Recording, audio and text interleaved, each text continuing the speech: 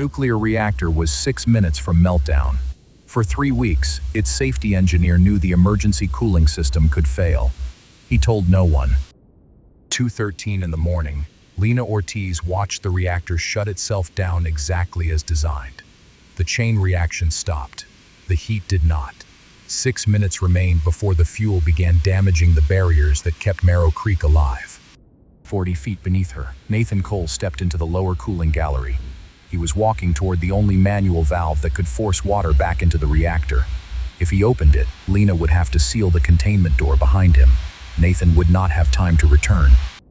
Every screen in the control room showed the emergency system running. Lena looked past the green symbols. The temperature was still climbing. A pipe marked full was too cold. Another marked idle was shaking hard enough for Nathan to hear through the floor. The screens were not mistaken. They were repeating a lie. Ordered a second remote command. Owen Kessler entered it with both hands trembling above the console. The pump drew power. The valve indicator moved. No water arrived. 5 minutes became 4. Nathan kept descending. Owen said, "I saw this before." Lena turned from the clock. During a validation test 3 weeks earlier, the same command had appeared to work while the valve stayed closed. Owen had called the result inconclusive. He told himself he would repeat the test quietly. A report would close the plant. Hundreds of people would lose shifts. His career would end over one result he could not reproduce. So he changed one word in the record and waited. "You fix it?" Lena asked. Owen did not say yes. He opened the hidden test, attached his name, and sent the record beyond the control room. Whatever happened next, nobody could bury it again. Then he stripped away the diagnostic layer he had trusted more than the machinery. The board changed from green to red.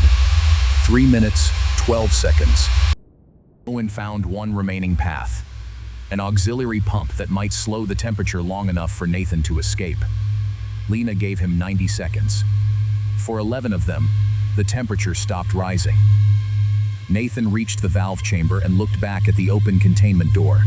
Then the auxiliary line began to hammer. The temperature climbed faster than before. "Come back," Lena told Nathan. "That is an order." Nathan placed both hands on the wheel. Years earlier, he had defended Lena after an emergency decision injured a coworker. Since then, she had treated procedure like a promise that nobody would be sacrificed to another person's certainty. Nathan knew exactly why she could not give this order. "If I come back," he said, "you will not get a second attempt." Owen drove the auxiliary pump until its signal vanished.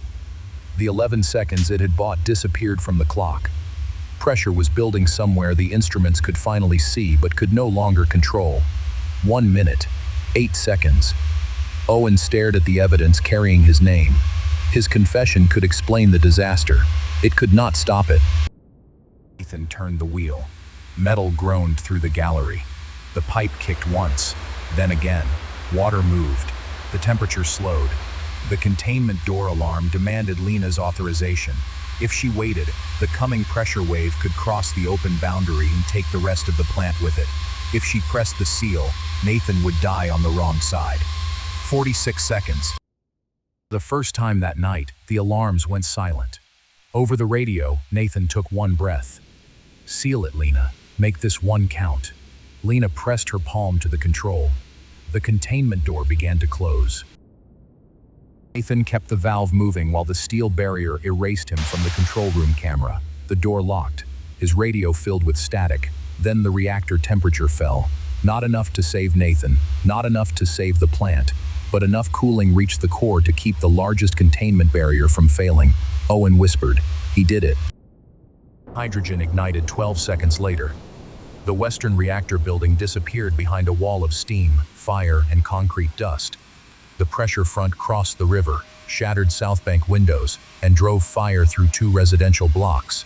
The lower gallery vanished with Nathan inside. By sunrise, rescue crews were counting the dead at the plant, and in South Bank, a radiological plume forced thousands more from their homes. Nathan's valve kept the reactor's worst failure inside the boundary Lena had sealed. Most of Marrow Creek was still standing. Owen's confession was already in the hands of investigators. Lena remained at the console with her palm over the control that had killed her friend and saved everyone beyond him. Marrow Creek survived. South Bank didn't. Behind Lena, every alarm finally began to scream. For the first time that night, the control room was telling the truth.